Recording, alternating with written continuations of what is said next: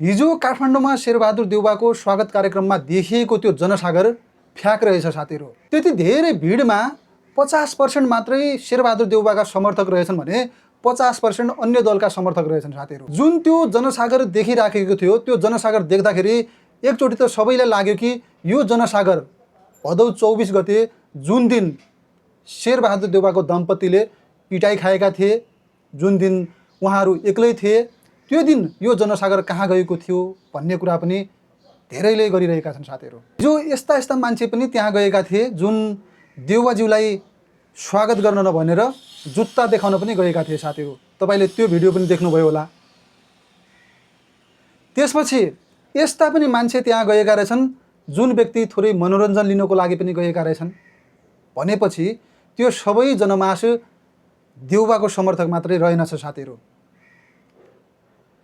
तपाईँ मेरो कुरा विश्वास मान्नुहुन्न होला, उहाँको यो कुरा पनि सुन्नु साथ भनेको। अब घन्टीलाई नै हाल्दै हो, के ढाक्नु होइन, हाल्दै हो नि। अब आज चाहिँ यसो रमाइलो हेरौँ भनेर आएको। अब बुढा कसरी आउँदो रहेछन्, धेरै पछि आउँछ। यसो टिभी पनि देख्न पाएको छैन हो मुख होइन, अब रियलमै देख्न पाइन्छ कि भनेर आएको। अब घर बस्दा बस्दा दिक्क लागिरहेको थियो, फुर्सदमा थिएँ अनि रमाइलो पनि हुन्छ भनेर आएको। एउटाले टी सर्ट दियो, एउटाले झन्डा दियो लगाए। एउटाले चाहिँ टी सर्ट दियो अनि एउटाले चाहिँ झन्डा दियो अनि बोकेर रमाइलो गर्नको लागि तपाईँ हिँडेको। अब के गर्नु त, रमाइलै हुँदो रहेछ।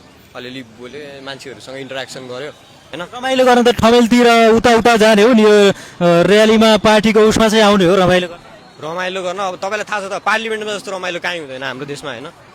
बोला हाना त्यस्तै हो होइन। अब पार्टीको रूपमा हेर्दाखेरि अब यहाँ पनि लास्ट रमाइलो भइरहेछ भने चिन्नु नजानुको मान्छेहरू आएर होइन यसो हातसाथ मिलाउने कुरा गर्ने गइरहेछ। रमाइलै हो नि त यो पनि एक तरिकाको। टी सर्टमा पनि शेरबहादुर देउवाको फोटो छ र हातमा अनि नेपाली काङ्ग्रेसको झन्डा छ। यो चाहिँ तपाईँले रहरले लाउनु भएन, अरूले दियो लगाइदिनु पर्यो। लगाइदिने पानी परिरहेको थियो, अब आफ्नो लुगा भिज्छ भनेर। टी सर्ट राम्रै रहेछ होइन, राम्रो छापा रहेछ। अब यसो हेर्दाखेरि लगाइदिउँ जस्तो लाग्यो, सबै लगाइरहेको रहेछ। लगाइदिउँ भनेर लगाइदिएको झन्डा चाहिँ। अब मैले कसलाई दिनु, यसो बोकिदिउँ न, मान्छेहरू हाइलाइटमा आओस् भनेर हो क्या झन्डा बोकेको चाहिँ। तपाईँले चाहिँ जसरी पनि चर्चामा आउनु छ त्यसमा तपाईँले होइन, मलाई चर्चामा आउनु छैन होइन।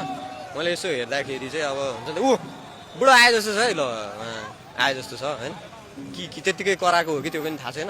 यस्तै रमाइलो हेर्न आएको म चाहिँ। तपाईँ अब नेपाली काङ्ग्रेसको अहिले यहाँ हुँदै हुनुहुन्छ, तपाईँ चाहिँ रोज्नु पऱ्यो भने शेरबहादुर देउवालाई रोज्नुहुन्छ कि बालेन शाहलाई? यहीबाट भन्नु, यही र्यालीबाट म सधैँ बालेन शाहलाई हो नि, बालेन शाहलाई हो नि। बुढालाई पनि अलिअलि सपोर्ट त गर्ने हो, गरे पनि हो। के गरे बुढाले लास्ट पैसा जम्मा गरेछन् कि लुटपाट भयो, कुटपाट भयो। अब फर्केर शेरबहादुर देउवा तपाईँ जेनजी आन्दोलनमा हुनुहुन्थ्यो कि हुनुहुन्थेन? शेरबहादुर देउवाको घरमा पैसा भेटियो भन्ने त्यो सत्य हो कि झुडो कि के हो? सत्य हो नि यार। त्यो हाम्रो साथीहरूले होइन त्यति पैसा ल्याएको रे क्या। अब म त गएन, म त बसिरहेको थिएँ घरमै, लाइभ साइभ हेरिरहेको थिएँ होइन। तर हुन्छ नि त पैसा चाहिँ रियल रहेछ। बुढा धनी रहेछन् क्या, भ्रष्टाचार गरेर जम्मा गरेको होला हुनु चाहिँ। किन गरे हो मलाई बुढालाई अब सम्झाउनु पर्ने हो। सम्झाउनेले सम्झाइदिएन, बुझ्नेले बुझ्दैन। ऊ आयो यताबाट। यहाँ पनि कुटपिट गर्ला नि तपाईँले चाहिँ अब राष्ट्रपा भनेर अब काङ्ग्रेसको टी सर्ट लगाएर अनि राष्ट्रपालाई भोट हालेको भन्दै। यहाँ आएको मान्छेहरू मध्ये होइन 90% राष्ट्रपालाई नै भोट हालेको छ क्या।